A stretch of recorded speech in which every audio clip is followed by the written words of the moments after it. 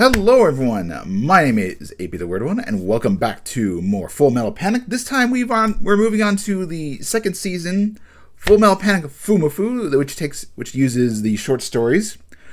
And in the short stories in particular, we're dealing with the Man from the South as the first part of episode 1, and then the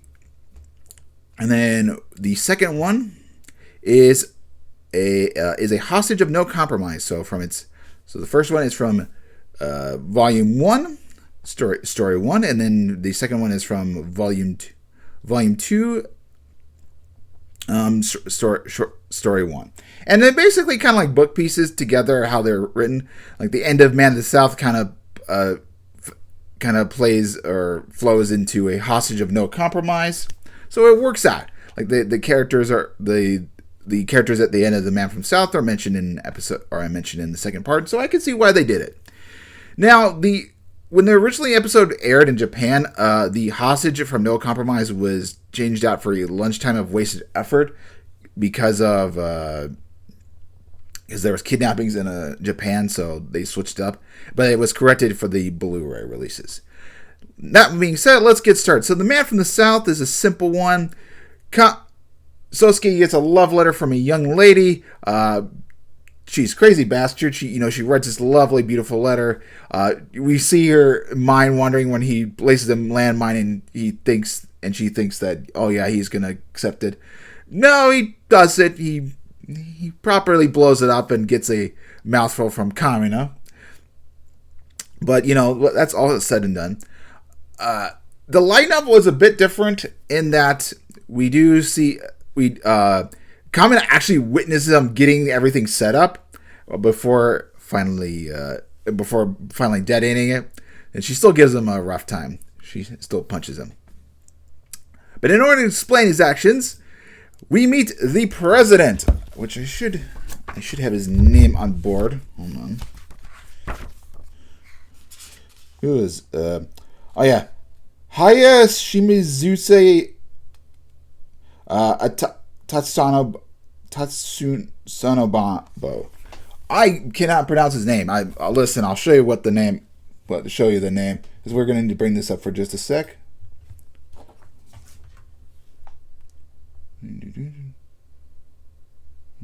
Here. Not showing it clearly. It's right that word right there.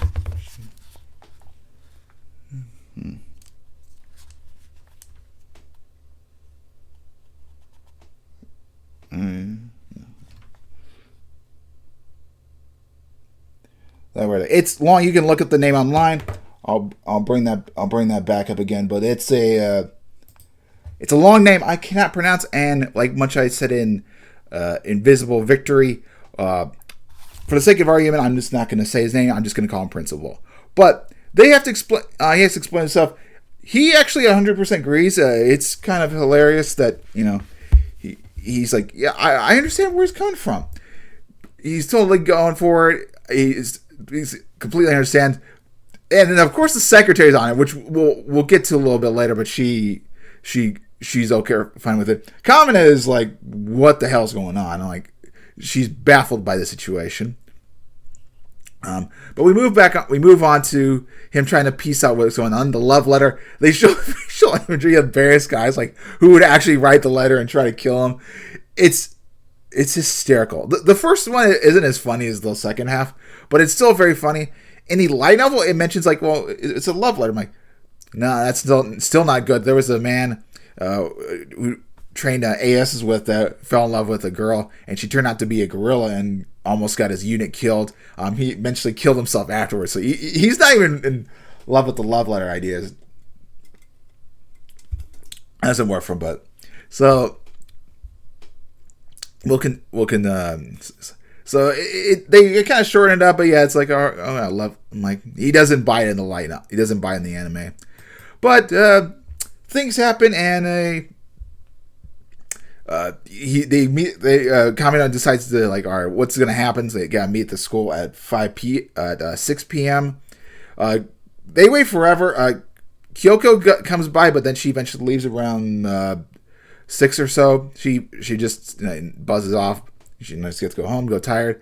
And eventually these guys show up who are going to be relevant in the next episode.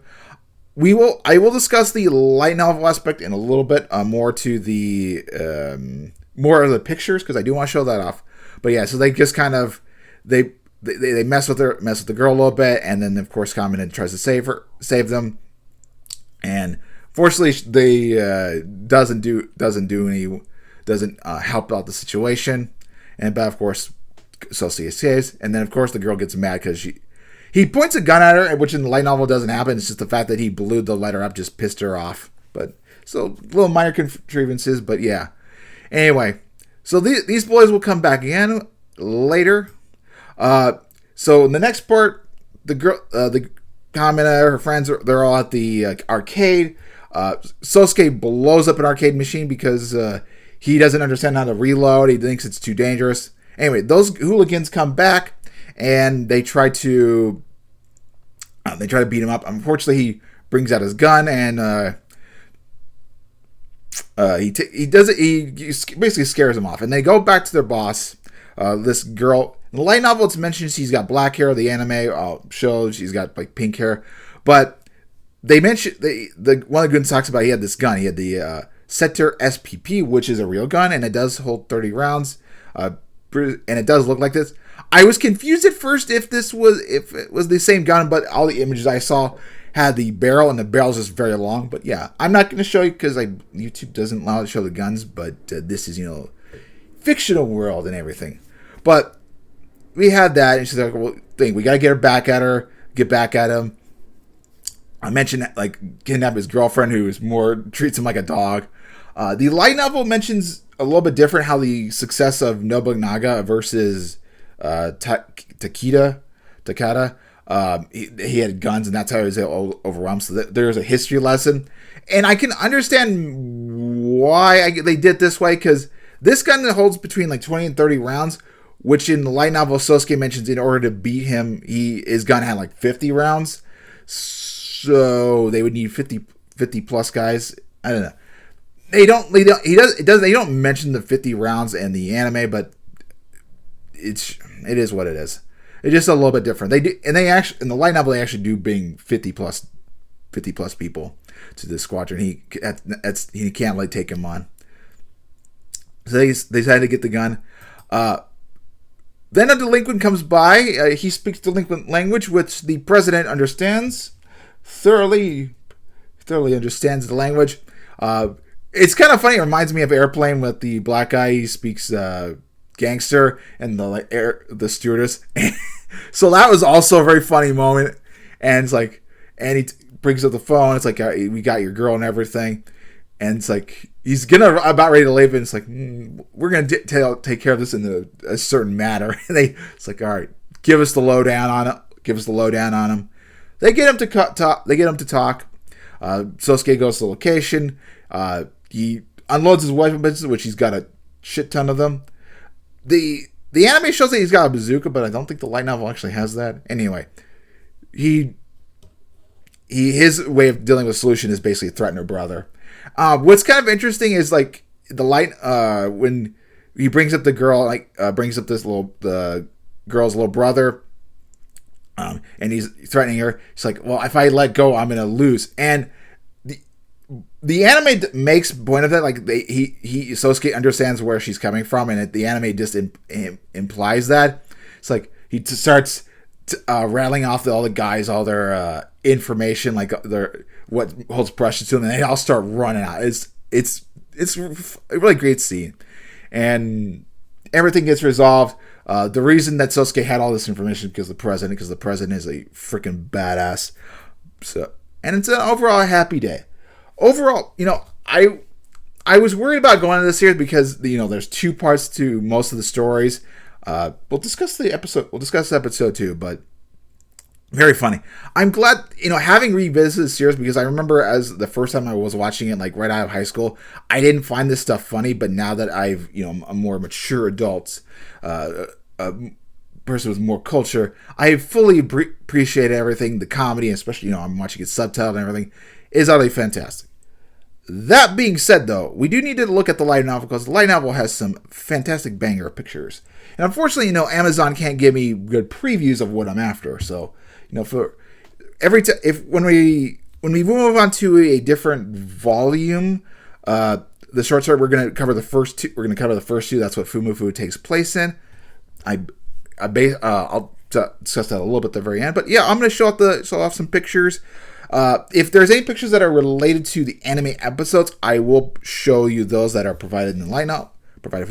Anyway, let me make myself disappear. Well, maybe not. Hold on. Give me a sec. Let me put this up. Bigger. Anyway. So there is the short stories version.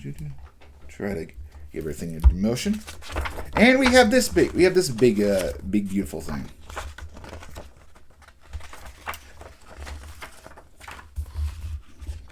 Hopefully you can see that. So we have a full out character sheet. I've seen this in Durara, so nice addition. But if you have the digital versions, this is volume 1 online, then the volume 2 with Kyoko and the president, and the secretary, and then the friend are volume 3. So really cool, nice additions. And then the one that pertains to the short stories in question is the arcade machine, coming from Unflinching to Ending. So yeah, there's that one. Still very funny. And then let's show off some pictures from the actual light novel, because there's some juicy ones, man. The artwork is very good. I'm just going to show off Sosuke agreeing with the president. Sosuke agreeing.